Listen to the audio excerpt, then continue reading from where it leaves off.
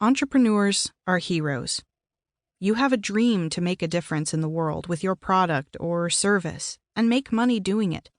Lots of people have dreams like that, but you are bold enough to do what it takes to turn that dream into reality.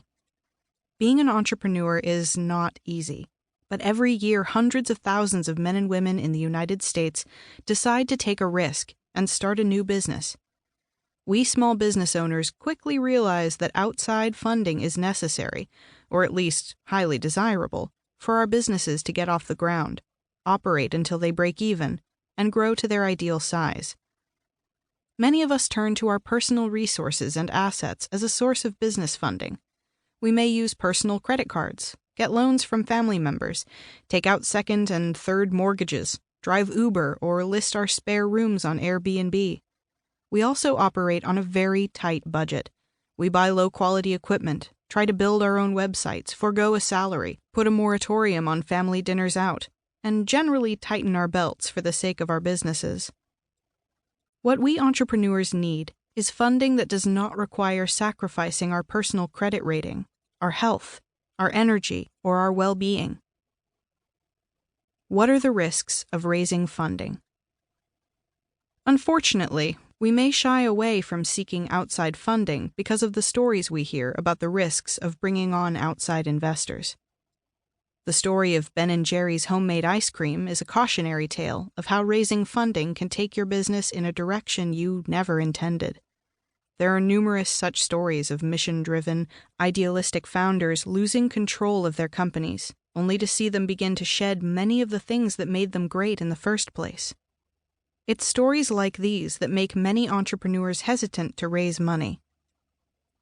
Ben Cohen and Jerry Greenfield opened their first ice cream shop in Burlington, Vermont, in 1978.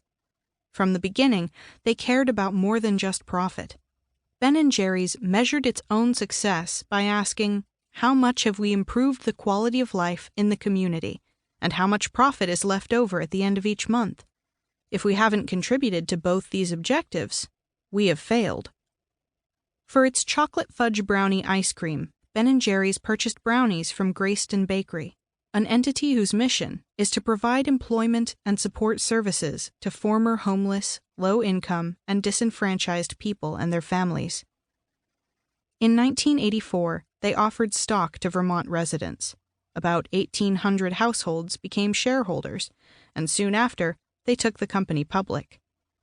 As the market for premium ice cream got more crowded, the company began to face challenges.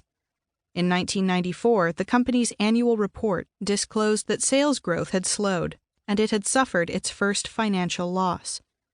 By 1999, the stock had dropped nearly 50% from its peak because of the company's weaker financial performance.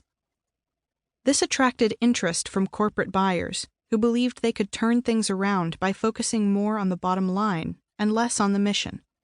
The Economist opined that even caring shareholders would rather that Ben & Jerry's gave its profits to charity than becoming a charity itself. When Unilever, a global corporation that owns brands ranging from Vaseline and Dove soap to Breyers and Lipton, made an offer to buy the company at well above the current share price, the board felt that it had no choice but to accept, fearing lawsuits from disgruntled shareholders. Ben walked away from the deal with $41 million. Jerry got $9.5 million. Yet Ben & Jerry have also said that losing control of their company was one of the worst experiences of their lives, and they still don't want to talk about it. The good news is that this can be avoided. You can raise capital on your own terms and not be subject to the whims of investors who care only about maximizing profits at any cost. The right funding. Where do you find it? You may have heard about Ben & Jerry's and other horror stories of company founders losing control of their businesses after raising money. But you need funding.